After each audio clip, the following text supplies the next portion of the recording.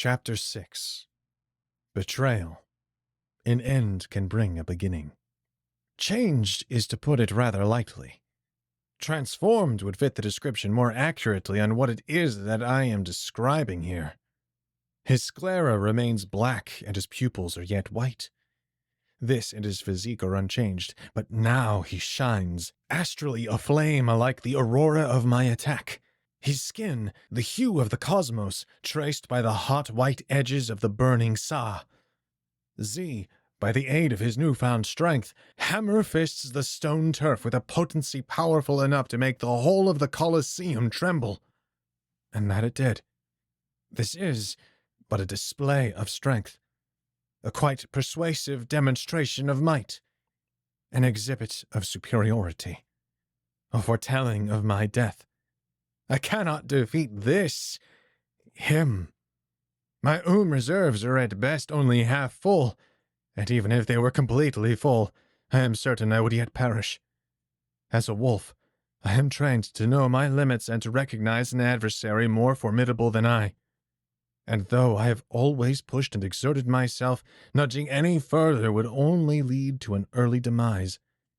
And yet, what choice do I have? There are no avenues of escape, no routes to flee by. I am surrounded by the enemy. I must fight. Z stretches his chest wide and open, throwing his robust arms as far back as his physiology will permit. With a swift, thunderous clap, he sends forth a crippling sound wave so prominent that it could be seen by the naked eye. Command! Mask! I caught myself not even a full second prior to the blast, pummeling me like a tsunami does a lone tree at the shoreline. The last sight I behold is that of the tips of Z's fingers, steam fleeing upwards from between them, before I am buried by a great tide of rubble. Black, endless, starless. My eyes are glued shut by blood and dust, improvised and behaving as a drying clay mixed with my own bodily adhesive.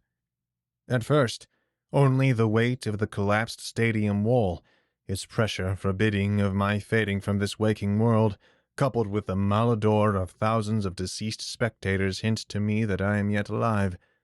Then,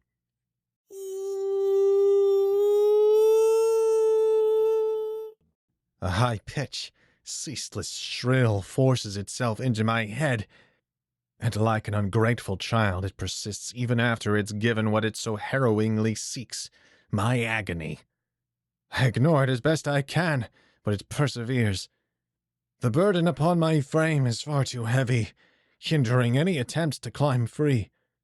I'd be useless even if I did manage to escape death's clutches, for I am partially blinded, nearly deaf, and undoubtedly, at the very least, moderately crippled. Z is out of my league. He's strong, and he fights without limitation. Nothing holds him back. The announcer, Saba, and all of those innocent bystanders are testament to this claim. They are proof of his disregard for life and evidence of his answered lust for victory. As I ponder, calculating the likelihood of survival, a warm omen sheds light upon my forehead. I forcefully pry my eyes open with great difficulty. The mound of corpses and debris begin to vibrate gently, shifting apart and revealing a small hole for Sa's light to beam in. Moments pass, and the hole widens until it exposes my unforeseen guardian's smug identity, Saba. Quickly! I sunk Z beneath the ground, and this is but an abbreviated sentencing for someone of his ability. He reaches down to me. By Saba's aid, limping and hobbling despite his effortful assistance, I am nonetheless able to rise from the grave. I scrutinize the depths of Z's aftermath. My aftermath. I gave him this power. Ruins, detritus, death. I know what you're thinking, Omani. It isn't that simple. You're not aware of what Z was capable of. My passions set aflame, ireful and wrathful at the impudence, the audacity of Saba. Do not try to console me when you... Just as I was at the ready, Armed to rebuke his statement and vilify his involvement, Z's hand crashes out from the dirt. Never have I desired to harm another living being as severely as I do now. Never have I fostered such an intense, boiling sensation begging for my action.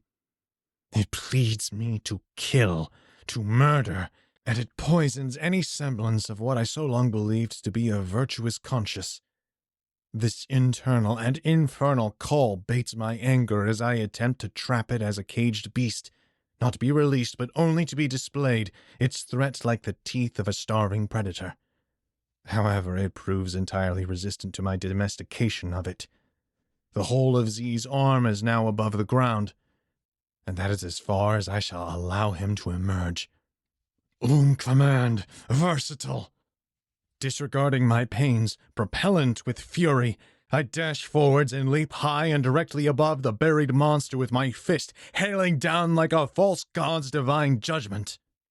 Saba joins the assault by using his ability to wrap Z tighter in the sand whilst bringing him forth to me in a manner resembling a sporadically growing tree of rubble, twisting and turning upwards. Our onslaughts, both gaining momentum, meet with a considerable violence. I dig my knuckles into Z's cranium, cracking his steeled skull and breaking my own wrist in tandem. His chin collides with his sternum, and the turbulence of our collusive attack blows him free of Saba's entrapment. His glow is fading, I point out as I grasp my shattered wrist and squeeze tightly to subdue the throttling. Yes, and a precursor to our victory. Saba's gesture, brimming with confidence. My slaver-turned-partner wraps Z up once more in a spinning and reaching of dust and stone, and elevates him high above the center of the stadium. Gradually, he is pushed to steeper altitudes with each second that drifts by. Finally, he is halted abruptly. He appears to be but a black speck in a sea of soft green. Sa's light reflects its final glimmer upon Z until a roaming cloud barricades its rays and casts a great shadow. What say you? Can you muster one more strike? Saba lays forth his challenge. Not with either of my legs nor my right arm. But if you pitch him accurately so that I need not track his fall, I can manage an uppercut with my left. Feed him to me. I ought to have enough for this alone. We both nod to confirm the plan, then proceed to execute a final collision. Saba swings his arms in a downward motion, pulling Z into a dive toward us with the velocity of a meteor. Sparks as white as snow and as red as gleaming rubies burst from the friction of his darting frame scratching against the atmosphere, flaring the sandy grains and igniting them in his wake. What remains of the audience is now evacuating with a fearful haste. They pour out of danger's way, similar to nightwalkers at the first crack of daylight, or when any medium of light is shed upon their mischievous nightly activity. This is it. I can feel the heat of Z's rapidly descending anatomy approaching. Closer and hotter. Closer and hotter. Wait for it. Steady now. Just as I am prepared to loose my uppercut, an intrusive, verdant fireball blasts Z into the rubble of corpses in which I found myself only minutes ago. I apologize for the interference. Truly, I do. However, I could not miss an opportunity in pilfering the glory of another. Atop one of the crippling pillars stands Deny, proclaiming his arrival in a tone riddled with a mocking sarcasm. Deny? I stare in a blatant disbelief. He continues. What I do not apologize for, however, is sending you into this pitiful country. His countenance holds a true disgust and disdain for the Tamas culture. My gaze darts back and forth between Deny and Saba like a bird flitting between two unstable branches. Prior to legitimately understanding your character, I plotted with Deny in abducting you. It was all premeditated. Yet, at this moment, due to your rigor and determination, as well as an epiphany that so graciously revealed itself to me, I wish to make amends and become allies, just as you suggested at our first encounter. How can he be so nonchalant in his proposal? Infuriated, I turned to face Denai, who was no longer standing on the pillar. Nor is he anywhere to be found, and I lack the required to track him. Here we stand. Saba pauses and takes what he makes out to be a refreshing breath of the dust and sand of the aftermath through his beard-obscured nostrils. Sworn enemies, not by our own personal grievances, but by the afflictions of racial division. Here we stand. He stares at the ground. Here we stand, a bizarre duo whose intentions may not precisely align, no, but they most certainly cross. He raises his finger to me as to put emphasis on this last part. Make your point or meet one, I threaten, unsheathing my braced stiletto. He must have forewent confiscating it, knowing that I'd be thrown into this bloody circus. Another telltale evidencing his statement of premeditation to yield true. He begins pacing to and fro, dipping his shoulders, bobbing his head like a predator circling its prey. I want the map. Clearly not for the benefit of my kind, but entirely so for the benefit of myself. You wish to foster a friendship with me, or so you did, and ultimately a foundation for cooperation between our nations. I will not pretend to share your motive. Nevertheless, we may share and combine our means to a mutually sought end. He clears his throat. I will not hand you the map. I am stern. No matter. I am in need of more than the map. I would like your assistance in the retrieval of a certain artifact that the map would lead us to. Arllai's key. An item as pure as gold, as though from the furnace of a star, cooled through the mother well, and crafted by the of the legendary Loch Sage. Then, mysteriously lost and ironically locked away. Myth. I grow impatient. No. What's being discussed as a myth currently, though gaining traction as a reality, is a Tamasu and an Omanu working together in the great arena of Targu Vadra. This key, both of our kingdom's leaders regard its existence as an absolute truth. Imagine obtaining it together.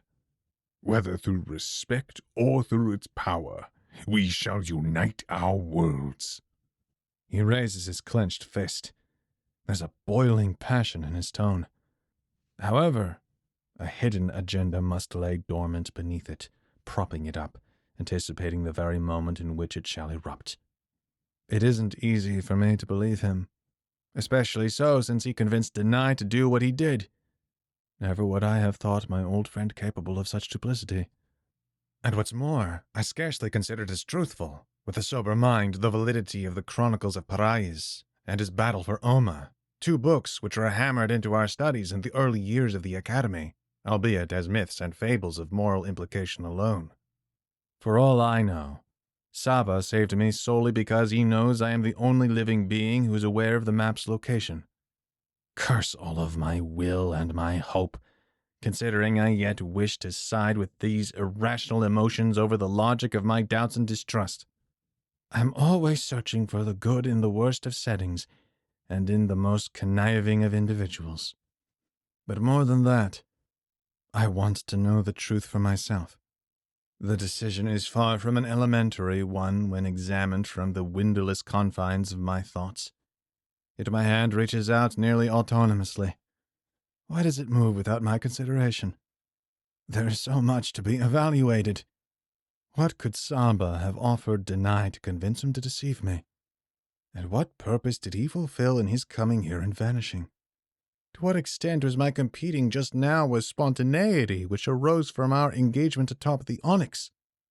If it wasn't spontaneous, has every particular been meticulously orchestrated? Every stride, every inhalation, each notion, as though an ingredient carefully measured? If thus, whoever this chef is, he is of a high stature, and is with many eyes and ears. Deal. We clasp one another's forearms in unison, then peer through the collapsed opening of the stadium, taking in the contour of the Tamas capital. If we do not make haste to leave now, we'll be swarmed by its army in no time at all. I will lead us from here. You will navigate once we've escaped and come near your village. Saba motions for me to follow, occasionally casting a side-eye backwards at me from what appears a dubiety of my character. And I do just that. I do thus as best as I can with my injuries, which now that I am devoid of adrenaline, stagger me both physically and emotionally. My body moves brokenly. My mind is awry. My spirit left compromised, penetrated, and stained by betrayal. I keep on. We keep on. We keep on even when we know for certain that we are not certain of one another.